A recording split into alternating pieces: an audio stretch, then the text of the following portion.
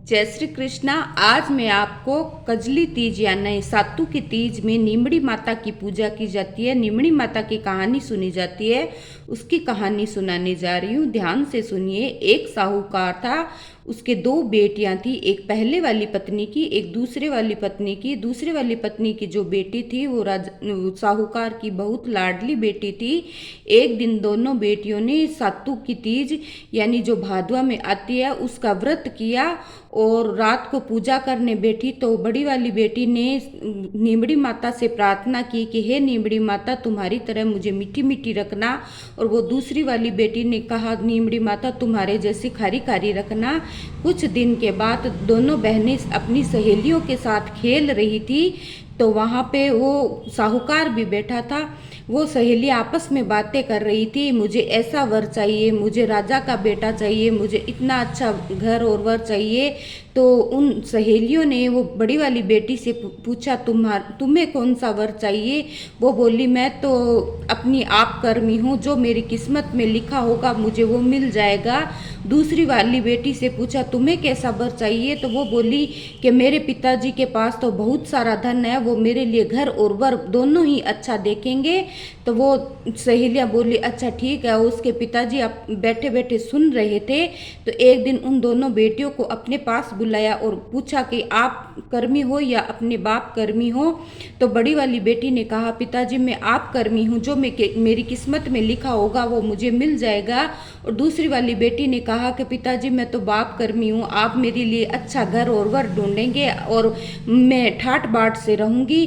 तो वो पिताजी बोले, अच्छी बात है। और वो बड़ी वाली बेटी पे गुस्सा हो गए और एक दिन दोनों के लिए वर ढूंढने निकले। तो वो छोटी वाली बेटी के लिए तो राजा का बेटा ढूंढ लिया, बहुत अच्छा राजपाट घराना ढूंढा। और जो बड़ी वाली बेटी थी उसके लिए लूला लंगड़ा और एकदम गरीब ब्राह्मण का बेटा ढूंढा और उन दोनों का विवाह कर दिया और उनकी विदाई कर दी। तो वो बड़ी वाली बेटी को छोटी वाली बेटी के साथ में तो बहुत सारा धन दे के विदा किया और बड़ी वाली बेटी को टूटे फूटे बर्तन दे के थोड़ा सा धन दे के विदा किया और वो दोनों अपने ससुराल जाने लगी। तो बड़ी वाली बेटी अपने पति के साथ में झोंपड़े में गृह प्रवेश किया और छोटी वाली जो बेटी थी उसने अपने पति के महल में जाके गृह प्रवेश किया। और थोड़ी ही देर में वो जो छोटी वाली बेटी ने गृह प्रवेश किया था, थोड़ी ही देर में वो राजा के दुश्मनों ने उस पर हमला कर दिया और उस पर राजपाट वो पूरा हड़प लिया और वो लोग उन लोगों को अपना अधीन बना लिया। तो सब लोग कहने लगे, ये कुलक्षणी कहाँ से आई है, इसके पग फेरे अच्छे नहीं है, हमारे पूरे घर का राजपाट चला गया, इसको तो अपने मायके भेज देंगे। और जो बड़ी वाली बेटी ने गृह प्रवेश किया था एक गरीब के घर में, तो वहाँ उसके बहुत अच्छा धन व्यापार बढ़ने लगा और सब उससे बहुत अच्छा व्यवहार रखने लगे। धीरे धीरे घर में लक्ष्मी आने लगी, समृद्धि बढ़ने लगी, तो सब उससे बहुत खुश रहने लगे। एक दिन उसके पिताजी बोले कि बेटियों को पग फेरे के लिए लाने जाऊं, तो वो दोनों को लाने गए।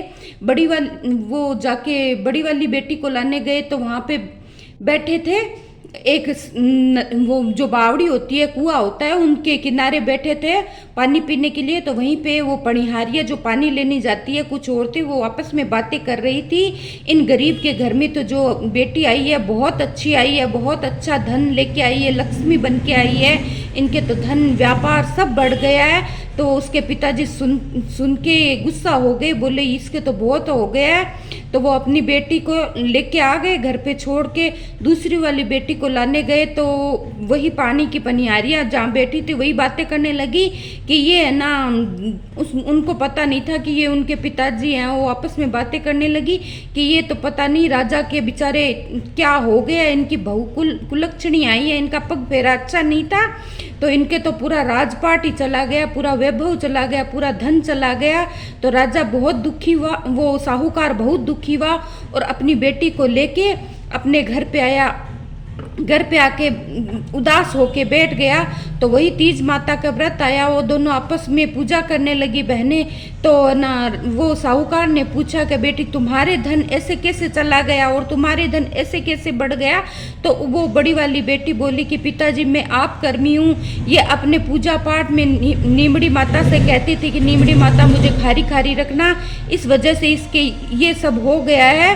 और मैं हमेशा कहती थी कि हे नीमड़ी माता, मुझे तुम्हारे जैसी मीठी मीठी रखना, और मैंने अपने कर्मों से ही अपना सब कुछ पाया है, और इसने भी अपने कर्मों से ही सब कुछ ये पाया है।